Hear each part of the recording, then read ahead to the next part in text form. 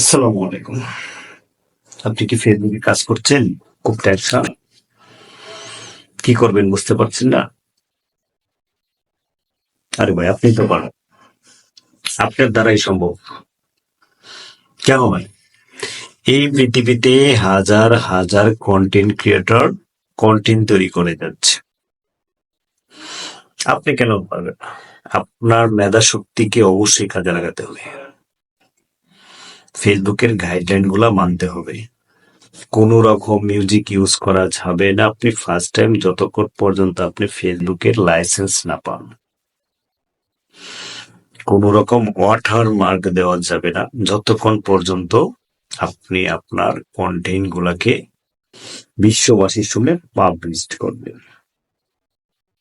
তো সারা জীবন খুব টেনশন করছেন, আমার দ্বারা হবে না, আমি ছেড়ে দিব। কেন ভাই? কেন ছেড়ে দিবেন?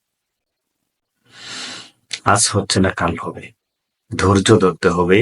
ধৈর্য ধরে দিনের পর দিন, মাসের পর মাস, বছরের পর বছর থাকতে হবে।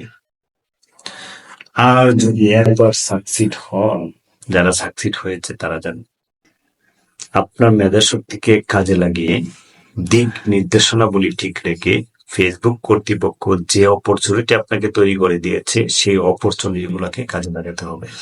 আপনি যখন কাজ করবেন তার পূর্বে ভালোভাবে গাঁথুন, ইউটিউবে ভালোভাবে গাঁথুন, কি কি করা যাবে কি কি করা যাবে না। আপনি হতাশা হবেন না, ধৈর্য ধরে থাকতে হবে। আপনি মনে করেন বাংলাদেশের ছোটখাটো একটা চ্যানেল ক্রিয়েট করবে, টিভি চ্যানেল, কোটি কোটি টাকা ইনভেস্ট করতে হবে। কিন্তু আমি ফেসবুক কর্তৃপক্ষকে সাধুবাদ জানাচ্ছি, এত সুন্দর একটা প্ল্যাটফর্ম তৈরি করে দিছে আপনাকে কাজ করার জন্য। বিশ্বব্যাপী ভাবতে অবাক লাগে।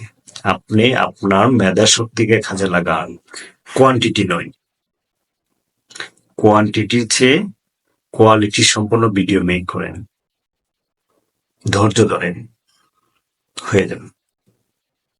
আমি আশাবাদী হয়ে যাবে, আপনারও হয়ে যাবে। আপনাকে পৃথিবীতে কেউ উঠতে দিবে না, আপনাকে পৃথিবীতে কেউ সহযোগিতা করবে না। আপনি আপনার নিজের ভিতরে মেধা শক্তিকে কাজে লাগিয়ে নিজের ভিতরে ক্রিয়েটিভ সৃষ্টি করে দিক নির্দেশনা বলি ঠিক রেখে কাজ করতে হবে। আজ হোক কাল হোক, হয়ে যাবেন আপনি। নিরাশা হওয়ার কিছু নেই। ধন্যবাদ সকলকে, ভালো থাকবেন, সুস্থ থাকবেন।